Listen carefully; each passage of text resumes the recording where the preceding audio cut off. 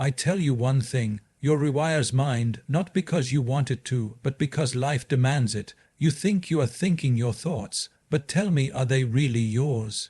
From the time you opened your eyes as a child, voices entered you: father, mother, teacher, priest, politician, screen, slogan, song. Now the voices are yours, you call them me. This is the first mistake.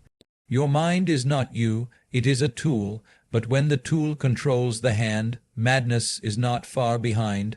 That's where most people are intelligent, but imprisoned. You sit in a golden cage of your own thoughts. Comfortable, but not free. Familiar, but not alive, because everything your mind does comes from yesterday. Memory has its use, but when memory becomes your master, you can only repeat life. You can never create it. I tell you, your mind rewires when awareness enters. One drop of pure awareness burns a forest of confusion. It does not fight the mind, it watches, and in that watching, something shifts, something releases. But don't think too much. This is not about collecting clever ideas. Your freedom is not in more information. It is in less noise. The world has become an open sewer of thoughts. If you don't choose your surroundings, your mind becomes a trash bin for every opinion, trend, and fear in the air. So sit, just sit, still, not to become something, but to unbecome all that clutters you. This is the real rewiring, not addition, subtraction, not effort, awareness, not noise, stillness. I tell you again, your Rewire's mind, not when you try, but when you see. People say, I think, therefore I am. But I tell you, you think because you forgot who you are. The mind is like a mirror, it reflects, it records, it reacts. But you are the one who watches it all. You are not the mirror. You are the light in which the mirror is seen. Right now, you are trapped in an illusion. You think your mind is you, but it is only a collection. A scrapbook of your past, what your parents said, what your teacher scolded, what society praised, what culture feared. These fragments became your voice, and now when that voice speaks, you believe it is your own. But look closer. You did not choose your language. You did not choose your name. You did not choose your thoughts. They arose in you, like clouds in the sky. They come, they go, sometimes bright, sometimes dark. But have you noticed? The sky remains untouched. That sky is you. The mind is a wonderful servant, but a terrible master. And most people have given up the throne of their own inner being to a restless, noisy servant. So, when I say your Rewire's mind, I mean this. The moment you see that you are not your mind, something in you loosens. A space is created, and in that space the real transformation begins. Not because you forced it, but because you finally stepped aside and let silence do its work. You've heard it before. You are not the body. You are not the mind. Be present. Let go. Words like these have echoed through books, mouths, and memes. But hearing is not knowing. Repetition is not realization. You can repeat a truth 1,000 times, but unless it touches your being, it remains lifeless. It is like someone describing fire to you. You can memorize every word, but you'll still be cold. Realization is not about collecting ideas. It is not about becoming a parrot of spiritual phrases. You can chant peace and still burn with conflict. You can preach stillness and tremble within. Truth is not in the words. Truth is in the experience behind the words. The mind loves repetition because it gives the illusion of knowing. It decorates itself with spiritual vocabulary, builds temples of theory, but cannot step beyond itself. Because the mind cannot know truth. Only awareness can. You may know all the right things, but when someone insults you, does it shake you? You may speak of detachment, but when you lose something, do you cry out? This is where realization begins, when life shows you the gap between what you know and what you are. Don't confuse remembering with awakening. Awakening happens not when you say the right things, but when something deep within you breaks open and you no longer need to say anything at all. So stop trying to repeat truth. Start living like it is true.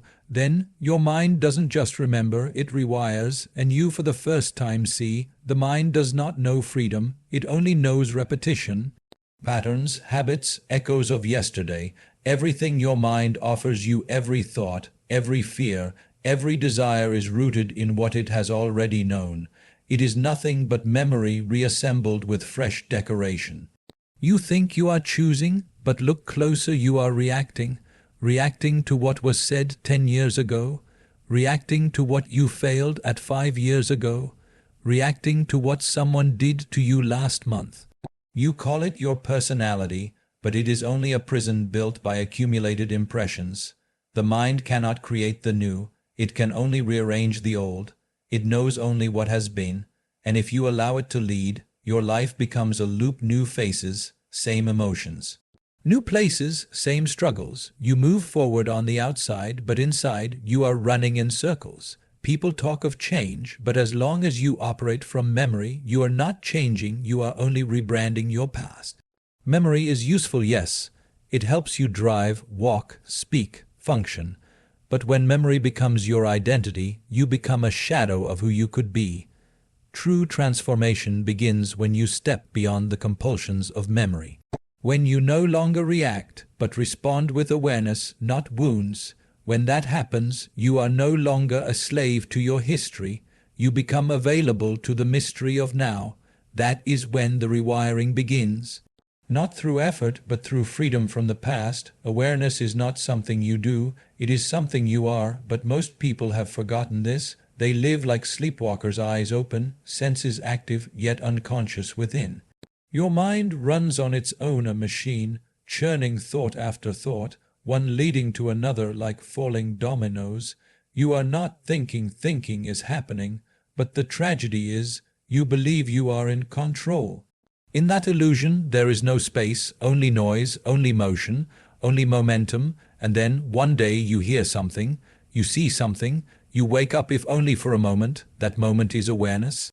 It doesn't come from effort, it comes like a flame in the dark, soft, silent, but undeniable. Suddenly you are watching not the world, but yourself.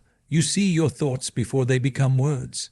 You notice your anger before it spills, you feel the restlessness before it takes form. That moment, however brief, changes everything, because once you see, you cannot unsee. You realize, this thought is not me, this emotion is rising, but I am not it. This habit is playing out, but I don't have to follow it. And in that seeing, the chain breaks. Awareness is not about controlling the mind. It is about witnessing it, like watching clouds drift across the sky. The sky does not fight the clouds, it simply remains. You are that sky. The more you stay with this awareness, the more the mind begins to settle.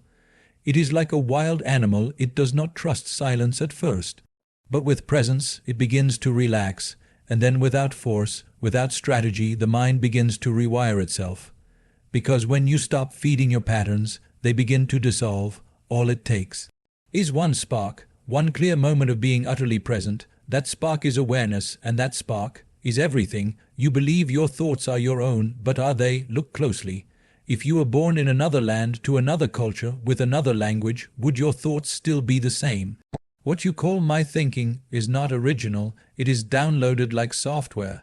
From the moment you arrived here, the world began programming you. Words were placed into your mouth, beliefs into your brain, fears into your bones, and you absorbed it all, not with choice, but with innocence. Your mind is not a creator, it is a sponge. It soaks in whatever you place it in. So if you live among anxious people, your mind becomes restless.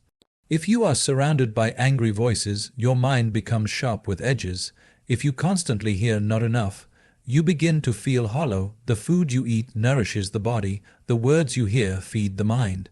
So be conscious of your inner diet. Every sound, every screen, every face, they are feeding your mind something. Do not place your mind in poisonous soil and wonder why peace won't grow. You don't have to run away from the world. But you must learn to choose. Choose your influences as carefully as your breath. Choose silence over noise, truth over trend, presence over popularity, because when the environment shifts, the inner wiring follows. If you surround yourself with clarity, your mind begins to clear. If you sit with those who seek truth, your mind starts to question. If you give your senses to stillness, your being starts to settle. Your environment is not a backdrop, it is the operating system of your inner world. And when you upgrade that system, your mind has no choice but to rewire. You keep trying to fix the mind by using the mind. But have you noticed, the more you try to control it, the more it resists. You push one thought away, 10 more arrive. You chant peace, yet agitation grows louder. Because the mind is not transformed by effort, it is transformed by stillness. Stillness is not laziness. It is not about doing nothing. It is the most intense form of presence. Stillness is when you are no longer pulled by your past and not yet leaning into your future. You simply are. The modern world worships movement. Everyone wants to be busy achieving, chasing, becoming. But tell me, where are you going if you haven't first arrived within yourself? Stillness is the arrival. The place where all running ends. In stillness, the dust of thought begins to settle. The water becomes clear. You begin to see, not through effort, but through absence of noise, of identity, of constant becoming. And what you begin to see is shocking. You see how much of your suffering was self-created. You see how many of your fears were borrowed. You see that most of your desires were never even yours. You see. And in seeing, something inside you dissolves. This is not about suppressing the mind. It is about letting it rest, letting it breathe, letting it return to its natural state like a calm lake that reflects the sky without distortion. When the surface is still, depth reveals itself. When the noise quiets, the signal comes through, and the mind, once restless and reactive, begins to rewire itself, gently, silently, without effort, simply because it has finally been given the space to heal. Stillness is not a technique, it is not a posture, it is a presence. It is the original state you forgot in all your trying, and in that stillness, what you were seeking all along rises, uninvited. So I tell you once again, your rewires mind not by force, not by tricks, but by truth. The moment you see that you are not the mind, you are free to watch it, not fight it. The moment you stop repeating what you've only heard, you begin to realize what can only be lived. When you loosen the grip of memory, you open the door to possibility. When awareness awakens, even briefly, it lights up everything that was hidden. You must choose your space, because your environment is no small thing. It is the very soil in which your mind takes root. And above all, you must learn to be still, not to gain something, but to remember what you already are. Your mind is plastic. It bends, it breaks, it builds anew, but only in the hands of awareness. Only in the lap of silence, only in the clarity of your seeing. Rewiring is not about becoming better. It is about becoming real. So don't try to fix the mind. Just step out of the way and witness the miracle that was always waiting underneath the noise. I tell you one thing, your rewires mind, the moment you begin to simply be,